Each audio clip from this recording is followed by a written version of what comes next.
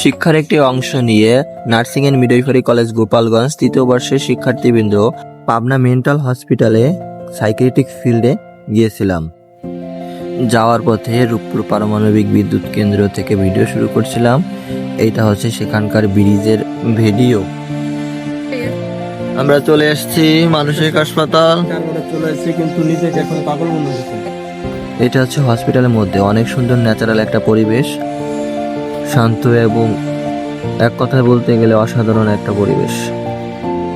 এখানে ভিডিও করার অনুমতি নেই, তাও আমরা যেইটুকু জায়গায় ভিডিও করার অনুমতি আছে বা করা যায় আমরা সেটুকু জায়গায় করছি। এরপর আমাদের বহিরা বিভাগ অর্থাৎ আউটডোর ভিজিট করার জন্য একজন স্যার নিয়ে যান এবং সেখানে আমাদের মানসিক যে পেশেন্টগুলো আছে তাদের দেখান এবং কথা বলেন এবং শেখান।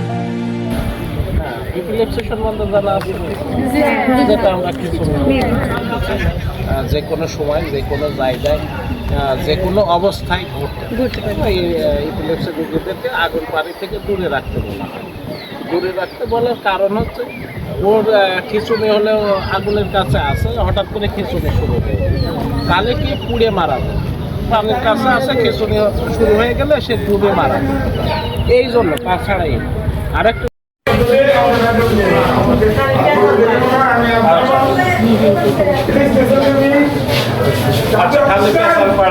পেশাল পাড়া মানে অতিরিক্ত কথা বলা। আচ্ছা, আরেকটা জিনিস জিজ্ঞাসা করি আপনাকে, মনে করলেন যে কোনো কিছুই নাই, চোখে কিছু দেখা যায় এরকম না, ওই যে গান ধাবা ধাবা কিছু দেখা যায় কাছে প্রভাবশালী। আচ্ছা, উনি বলতে পারছেন এখানে কেন আসছে? আমি একটা নাচকে ভালোবাসতাম। আচ্ছা, তার নাম মনীষা। এই মনীষা আমার জীবনটা নষ্ট করেছিল। আমি বিশেষ ক্যাডার 7 বছর চাকরি করছি। বুঝতে পারছি। ওকে ভালোবেসে বিয়ে করেছিলাম। আমার 50 লক্ষ টাকা দিয়ে তাকে ফ্ল্যাট বাড়ি করে দিছি। আমার 4টা সন্তান সে নষ্ট করেছে। 4টা সন্তান নষ্ট করেছে। ওর জন্য আমাকে ঘর জমায় থাকতে বলছিল, বাপ ভাইয়ের সম্পর্ক রাখতে। আমি তো মনে করি যে আপনার বিশেষ তেমন কোনো সমস্যা নাই। কোন সমস্যা নাই। হ্যাঁ, এটা আমিও মনে করি আপনার তেমন কোনো সমস্যা, কোনো সমস্যা নাই। একটা বিশেষ ক্যাডার 2টা 3টে মধ্যে থাকতে পারে। তোমাদের ডাকে না? তোমাদের ডাকে না? হ্যাঁ, আমি কেন যাবো? অবশ্যই। ও প্রিয়া, ও প্রিয়া, তুমি কোথায়?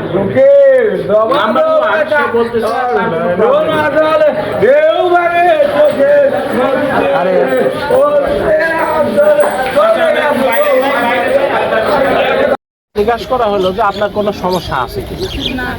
সে বললো তার কোনো সমস্যা নাই। এটাকে বলা হয় ইনসাইট লস। সে বুঝতে পারে না। ইনসাইট লস বলতে আমরা যে ভালো মন্দ বুঝতে পারার ক্ষমতা, সেটাই হচ্ছে ইনসাইট। তার বুঝতে পারতেছে যে এটা ভালো এটা মন্দ, এই বুঝতে পারার ক্ষমতাকে বলা হয় ইনসাইট। তার মানে এটা ওর ভিতরে বিদ্যমান নাই।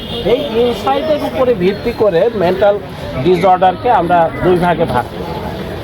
এই ইনসাইটের উপরে একটা হচ্ছে major mental health disorder or সাইকোসিস, আর একটা হচ্ছে minor mental disorder or neurosis.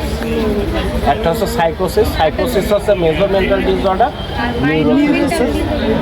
Neurosis. তাহলে আমরা প্রথমে আসলাম যে এটা হচ্ছে মেজর মেন্টাল। ক্লিয়ার এটা? এখন কথা হচ্ছে যে উনি এই যে গোড়াগড়ি করা, চিল্লাচিল্লি করা, অতিরিক্ত কথা বলা, এই প্রবলেমগুলো সিজোফ্রেনিয়া রোগীর ভিতরেও থাকে। আরেকটা রোগের ভিতরে থাকে bipolar mood disorder. Bipolar mood disorder mania বলা হয়। এখন আমরা ডিফারেন্স করবো কোনটা। ম্যানিয়াতেও তোমার হচ্ছে হ্যালোসিনেশন ডিলুশন থাকে, আবার হচ্ছে তোমার সিজোফ্রেনিয়াতে হ্যালোসিনেশন। একটা ডিলুশন যেটা তোমার, সেটা গ্রান্ডুয়ার ডিলুশন। নিজেকে বড় মনে করা, অনেক বিশাল মনে করা, এই ডিলুশনটা একমাত্র বায়োপোলার মুড ডিসঅর্ডার ম্যানিয়া। এই বায়োপোলার মুড ডিসঅর্ডারের ভিতরেই শুধুমাত্র নিজেকে বিশাল মনে করে। সে কি বললো, সে বিসিএস ক্যাডার, তার অনেক ক্ষমতা, তার পাট কিনে দিয়েছে, অমুক কিনে দিয়েছে, আসলে কিছুই না। তার মনে হয় যে এগুলো আমি করছি, এইগুলো তার মানে ডিলুশনটা কি? ডিলুশনটা মূলত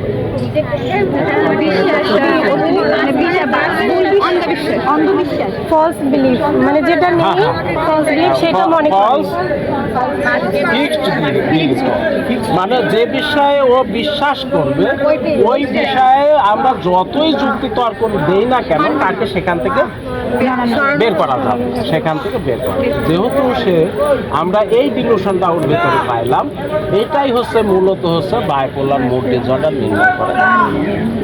এইটা মানে ডিলুশন যদি এই গ্র্যাজুয়াল ডিলুশন যদি থাকে কোনো রোগীর ভিতরে, নিজেকে অনেকে বড় মনে করে, এটা বিভিন্নভাবে হতে পারে। কেউ অর্থ সম্পদ অনেক থাকতে পারে বলতে পারে, কেউ অনেক ক্ষমতাশালী বলতে পারে, কেউ অনেক মানুষের কাছে দিদার্সের জিনিসপত্র ব্যাগ দান করে দিতে পারে। মনে করো দেখি, মনে করো এর মোবাইলটা খুব সুন্দর, তাই বললাম যে মোবাইলটা তো খুব সুন্দর তোমার, বাইরের ঘড়ি, এরকম ডিলুশন অফ সাসপেন্স। এটা হচ্ছে ডিলুশন অফ সাসপেন্স। হ্যাঁ, ডিলুশন বিভিন্নভাবে মানে কেউ বলতেছে যে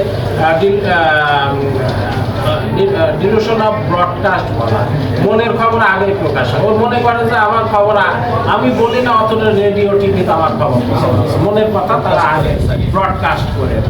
থট ইনসারশন হতে পারে, বলে যে বুদ্ধি দেয়, সেই বুদ্ধি অনুযায়ী আমি চলবি, এরকম হতে পারে। কেউ বলতে পারে যে আমার অর্গান হারাই গেছে, এটাকে কি বলা হয় বলে গেলাম, এটা এরকম হতে পারে। কেউ বলতে পারে আমার ভিতরে অর্গান একটা মিসিং হয়ে গেছে, অর্গান মিসিং হয়ে গেছে, চুরি হয়ে গেছে, এরকম বলতে। কেউ বলতে পারে সরি মনে হয়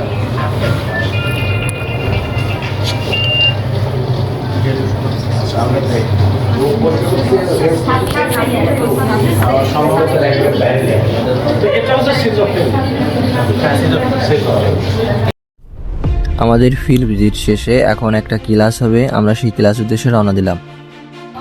এবং ক্লাস শুরু হওয়ার আগে স্যার আমাদের সাথে কিছু গুরুত্বপূর্ণ আলোচনা করেন এবং বহির্বিভাগ যে ভিজিট করার মূল উদ্দেশ্য বা কি কি জানতে পারলাম সেই বিষয়ে আলোচনা এবং প্রশ্ন করা হলো। বারবার রিপিটেড থট বলা হয়, সুন্দর বলতে রিপিটেড থট, একই চিন্তা বারবার ঘুরে ফিরে এই অবসেসিভ। এরপর মানসিক রোগীদের কাছে গেলাম এবং যার স্যার এত সময় শেখালো সেই বিষয়ে আমরা প্রশ্ন করলাম এবং অনেক কিছু জানতে পারলাম। এই ভিডিওটা মূলত বানিয়ে রাখছি আমাদের জন্যই, আর আমি ভয়েস দিতে পারি না, তাও দিয়ে রাখতেছি, কারণ হুটহাট করে ভিডিও চললে যে কীভাবে কি গেছি সেটা জানিয়ে রাখতে পারতাম না, সেজন্য আমি ভয়েস দিয়ে রাখতেছি। শুধু এই ভিডিওটা আমাদের স্টুডেন্টের জন্য এবং আমাদের স্মৃতি হিসেবে রেখে দেওয়ার জন্য। এই যে সবাই এতিমের মতন বসে রয়েছে খাবারের আশায়, দেখুন কো জানো ওই যে ওর বলে কি দে লাগছে, এই যে আমার বানানো শাক, এই যে আমরা আমি একটু দেখাই, এই যে আমরা এই কয়জন রয়েছি।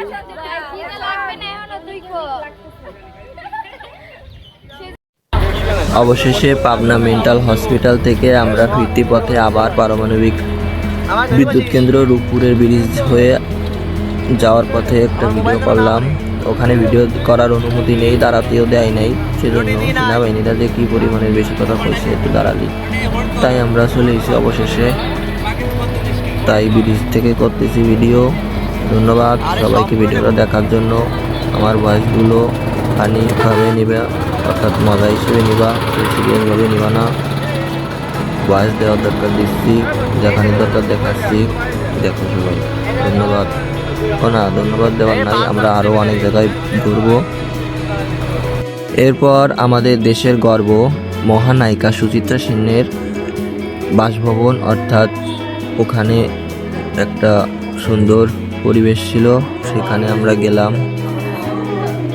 দেখার অনেক কিছু আছে, অনেক কিছু বুঝলাম, শুনলাম, ছবি তুললাম, চলে আসলাম। কুষ্টিয়া দিয়ে যেহেতু গেছি, লালন শাহের বাড়িতে না গেলে হয় না, সেজন্য এরপরে লালন শাহের বাড়িতে গেলাম। অবশেষে লালন শাহের বাড়ির পথ শেষ হওয়ার পরে আমরা ঘুরে চলে আসলাম। অনেক আনন্দ করলাম, অনেক কিছু শিখলাম, অনেক কিছু বুঝলাম। সবাইকে অসংখ্য ধন্যবাদ। এই যাচ্ছে আমাদের গ্রুপ, আমরা এই পাপিগুলো আমরা এই ভালো মানুষগুলো সবাই গেছি ওখান থেকে। অবশেষে পাগল হয়ে ফিরে আসছিলাম। সবাই ফানি হিসেবে ভিডিওটা নিবা, আর আমরা রেখে দিলাম স্মৃতি হিসেবে। ধন্যবাদ সবাইকে।